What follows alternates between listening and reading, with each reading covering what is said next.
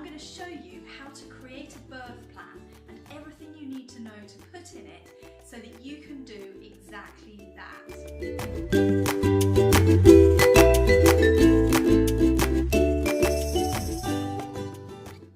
My name's Caroline Richards. I'm a mother of four, a spiritual wellness coach for mothers and the author of Natural Birth in a Nutshell. There are 5 main things that you need to think about putting into your birth plan, and we're going to go through them in this video. The first thing that you need to think about is, where do you want to give birth? This can be where in terms of the building. Do you want to give birth in your local hospital, a private hospital, a birth centre, or in your home? And if you're giving birth in each of these places, what do you have in mind? Do you have a private room? In your home, is it in a living room, a bedroom, maybe a kitchen? It's totally up to you where you choose to birth your baby, but this is a good opportunity to really think about where you're going to feel comfortable. The second thing you need to think about is, when do you want to give birth? You may think, well, I don't have any control over that because the baby's going to come when it comes, and to an extent that is right. But if you start putting it out there now and taking that within your consciousness of when you want to give birth, it's amazing how you can actually bring that into being. When I had my first baby, she was born in the evening, and that was perfectly good for my first baby. And all 3 other babies were born in the middle of the night, when it was perfect for the other children.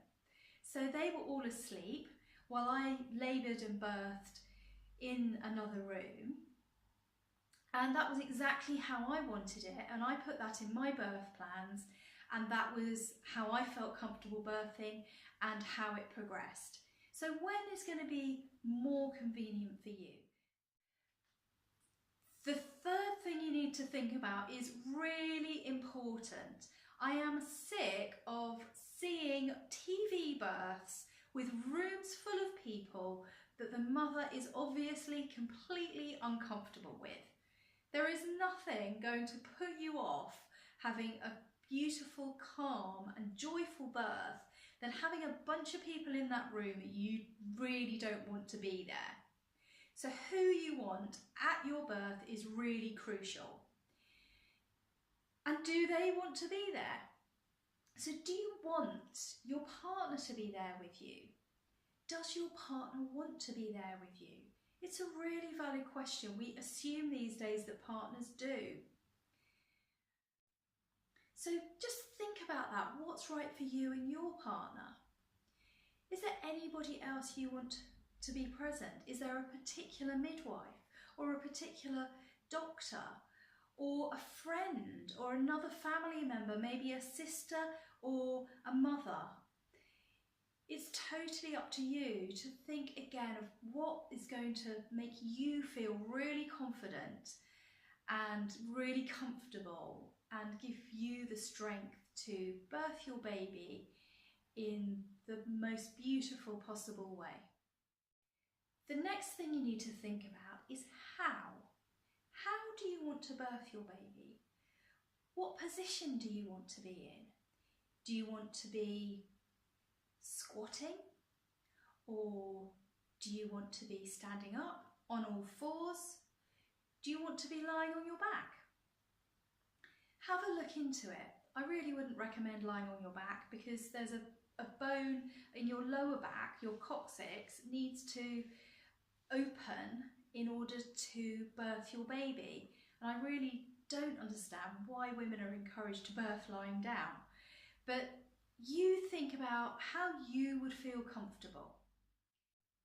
Not just how you feel comfortable in the actual birth position, but do you want to be walking around? Do you want to eat during your labour? Or what do you want to drink during your labour? Do you want to burn candles? Do you want music? All these elements that you can bring in. Do you want massage oils? Do you want homeopathy to support you? So this is your opportunity to really think about that and think about how you are going to feel comfortable giving birth to your baby. The final thing that you really need to do, now you've brought your birth plan together and all your ideas, is to communicate this with the people that matter. Your partner, your midwife, your obstetrician, or whoever you want involved in your birth.